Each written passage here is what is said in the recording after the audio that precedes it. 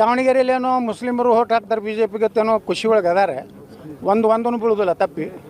ಆ ರೀತಿ ಇವತ್ತೆಲ್ಲ ಸಿದ್ದರಾಮಯ್ಯವ್ರ ಬಳಿ ಬಂದು ಎಲ್ಲ ಪ್ಯಾಕೇಜ್ ಅನೌನ್ಸ್ ಆಗಿದೆ, ಮುಗಿದೋಯ್ತೆಲ್ಲ ಅಲ್ಲೇ ಹಾಕ್ತಾರೆ ಕಾಂಗ್ರೆಸ್ಗೆ.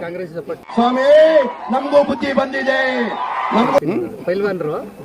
ಮಾಡಿ ಅವ್ರು ಕಾಂಗ್ರೆಸ್ ಬಿಟ್ಟರೆ ಎಲ್ಲಿವರೆಗೆ 40% ಅವ್ರು ಆಗೋದಿಲ್ಲ ಕಾಂಗ್ರೆಸ್.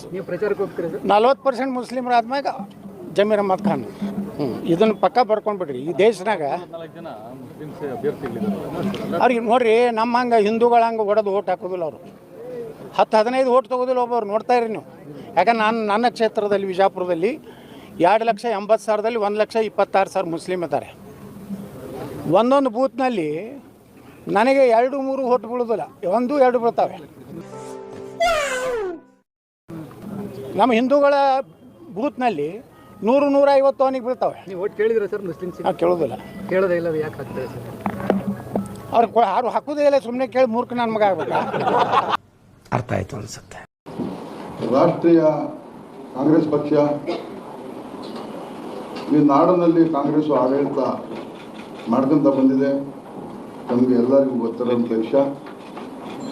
ಒಂದು ಮನೆಯಲ್ಲಿ ಅಣ್ಣ ತಮ್ಮಂದರಲ್ಲಿ ಒಡಕ್ ಬಂದರೆ ಹಿರಿಯರು ಯಾರೋ ಒಬ್ಬರು ಸಂಜಾಯಿಸ್ತಾರೆ.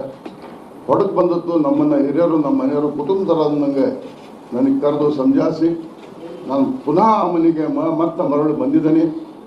ಖಂಡಿತವಾಗೂ ನಮ್ಮ ಎಸ್ ಮಲ್ಲಿಕಾರ್ಜುನ ಅವರು, ಪರ್ವ ಮಲ್ಲಿಕಾರ್ಜುನ ಅವರು, ಶಾಮನೂರು ಶಿವಶಂಕರಪ್ಪ ನಿಧನ ಆದ ನಂತರ ಅವರ ನಮ್ಮ ರಾಜಕೀಯ ಗುರುಗಳು, ಈ ರಾಜ್ಯಕ್ಕೆ ಹಿರೇಶಿವರ ಅಧ್ಯಕ್ಷರು, ಅವರ ಕೊಡುಗೆ ನಮ್ಮ ರಾಜ್ಯಕ್ಕೆ, ನಮ್ಮ ಜಿಲ್ಲೆಗೆ ಭಾಳ ಇದೆ.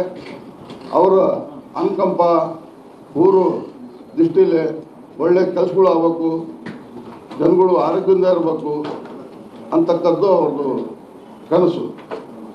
ಆದರೆ ಈಗ ನಮ್ಮ ಎಸ್ ಮಲ್ಲಿಕಾರ್ಜುನ್ ಮಗನಿಗೆ ಕಾಂಗ್ರೆಸ್ ಪಕ್ಷದಿಂದ ಟಿಕೆಟ್ ಸಿಕ್ಕಿದೆ.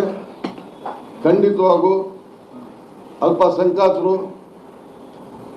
ಆಯ್ದ ವರ್ಗದ ಜನ, ಎಲ್ಲ ಧರ್ಮದ ಜನ ಅವರಿಗೆ ಭುಜಕ್ಕೆ ಭುಜ ಹಚ್ಚಿ ಅಂತರ ಮತದಿಂದ 9ನೇ ತಾರೀಕಿಗೆ ನಾವು ಮತ ನೀಡಿ ನಾವು ವಿಧಾನಸಭೆಗೆ ಅವರಿಗೆ ಕಳಿಸ್ಕೊಡ್ತೀವಿ ಅಂತೇಳಿ ತಮ್ಮ ಮೂಲಕ, ಮಾಧ್ಯಮದ ಮೂಲಕ ಹೇಳಕ್ಕೆ ನಾನು